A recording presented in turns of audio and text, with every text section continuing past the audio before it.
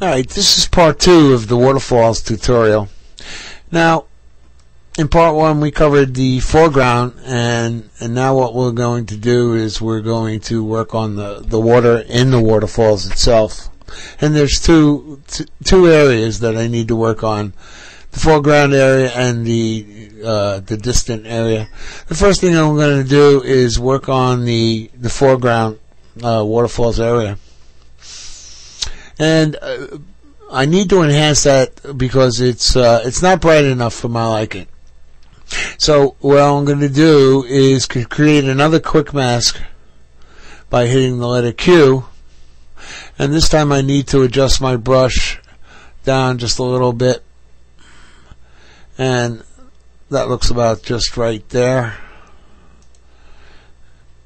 Okay. Whoops.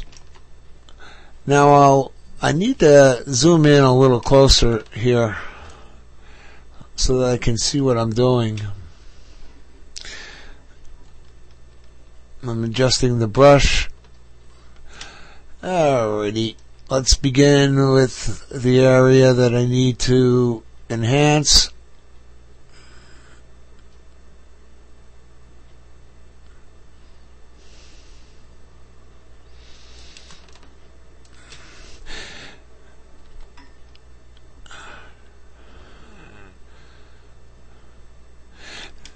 Now for these smaller streams of water and in tight areas, you're going to have to adjust the size of your brush.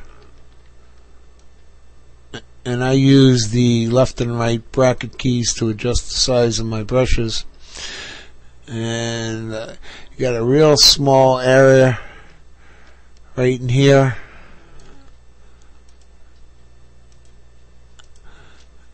And I pay attention to all the details. And that looks just about right there. Okay.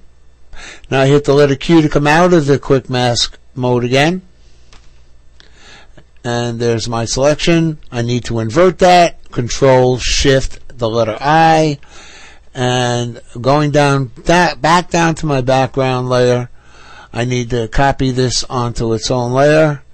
And Control J, and I'm going to rename this layer I'm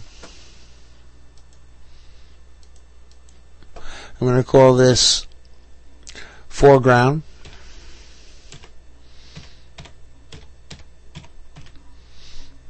because I'm going to be doing two of them, and we're going to do one called the background. Now we're going to have to do this background waterfall too. So we're going to zoom into it again, and using the letter Q on my keyboard, I go into the quick mask, select my brush,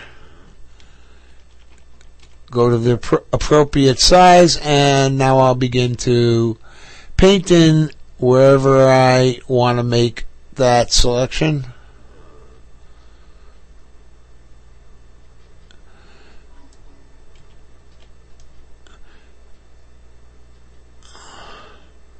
Do it really fast here, and that looks good right there.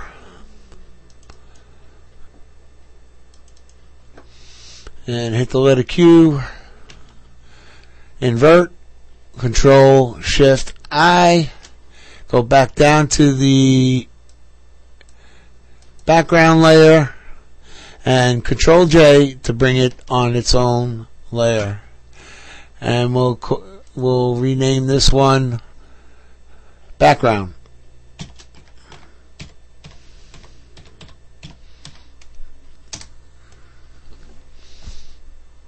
Okay.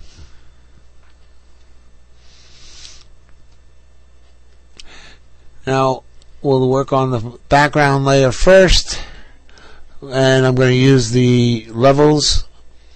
So hit Control L for levels. And I'll begin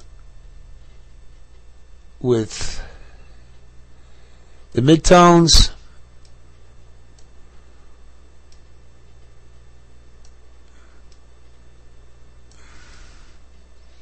That looks good to me right there.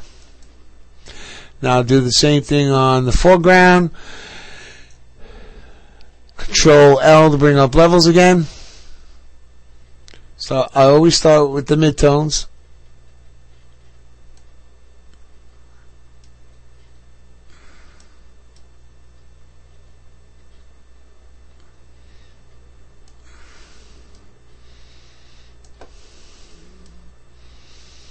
And that looks good, just like that.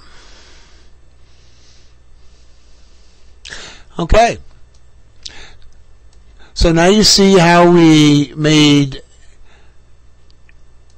the original image, which was this image here, come alive with a little bit of enhancement and look like that.